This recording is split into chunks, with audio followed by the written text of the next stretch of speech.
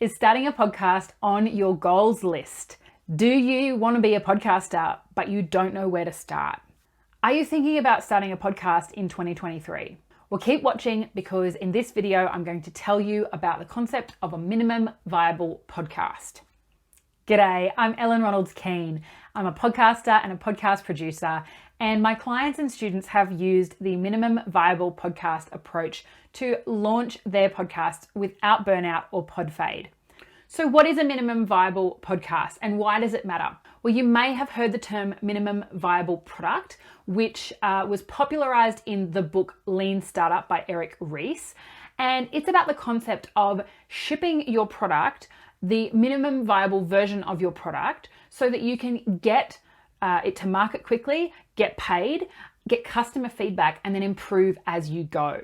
The idea being that you don't want to end up with spending a long time in product creation and behind the scenes before you're actually getting it to market, and then find out after you've spent all this time and money creating it that nobody wants it, or that what they want is something different and you have to go back and redesign it and rework a whole lot of things and spend even more money. So the idea is you ship it lean, you get it out there, get that feedback from the market, and then improve as you go and make it better and make it better. Why do I love this concept for podcasts?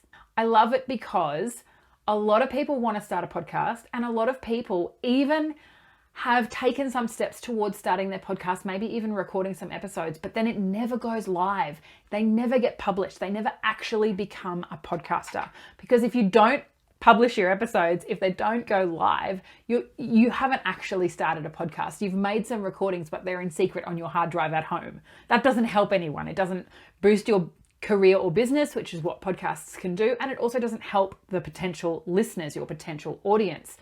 So the reason I love the minimum viable podcast approach is because it allows you to get your podcast live out there into the market, into the earbuds of your potential listeners, and to build it as you go, to improve as you go, to get feedback, to learn what the audience wants, to learn what you like, to learn what you're good at, and to just tweak and continue to change as you go. Because a podcast is a long-term thing. A podcast is not something that you create, one time and you put it up there and you leave it and you ignore it forever. If you're just going to do one recording, then maybe do a webinar or even a Facebook Live.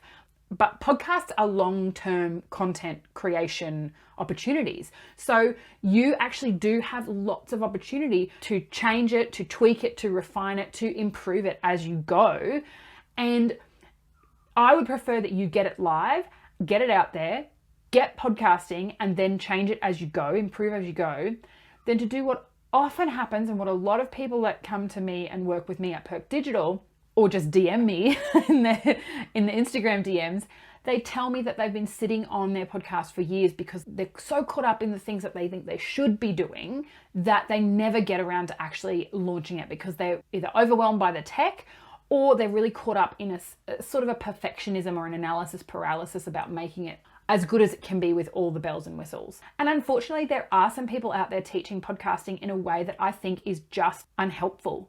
They're either celebrity entrepreneurs with big teams, maybe big budgets for equipment and outsourcing and editing and advertising. Or the other thing I've come across is that they are sound designers, sound engineers who are like so good at the craft of audio editing, of sound engineering, that they focus on that in a way that is just not accessible to most people. And when I say most people, I mean most people DIYing their podcast. So your podcast does not have to be perfect. The audio does not have to be perfect. Of course, it needs to be good enough. It needs to be listenable. It needs to not be painful for people to put in their earbuds.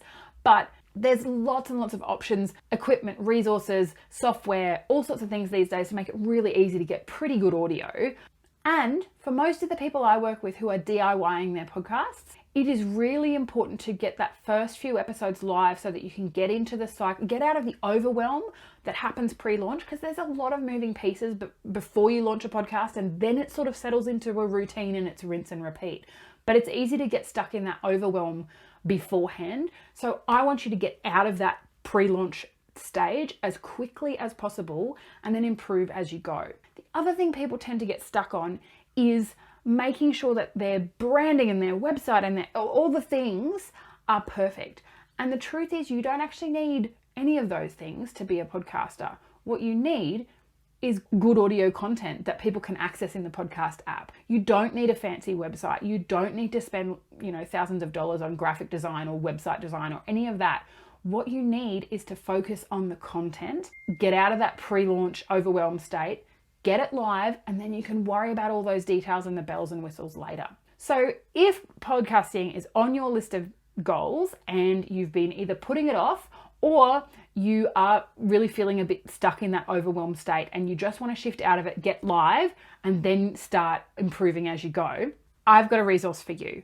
I'm running a live training on Thursday, the 27th of October, 2022. And yes, there will be a recording available if you are watching this after that date. And it is all about starting your minimum viable podcast. I am committed to showing you what you do need and what you don't need to be worrying about to get your podcast live. And I'm going to be providing you a step-by-step process that you can follow to make it simple and sustainable for you to podcast. So basically, I'm going to be teaching you how to podcast without burning out or succumbing to pod fade. And that is on the 27th of October. So there will be a link down below to grab your ticket, and I would love to see you there.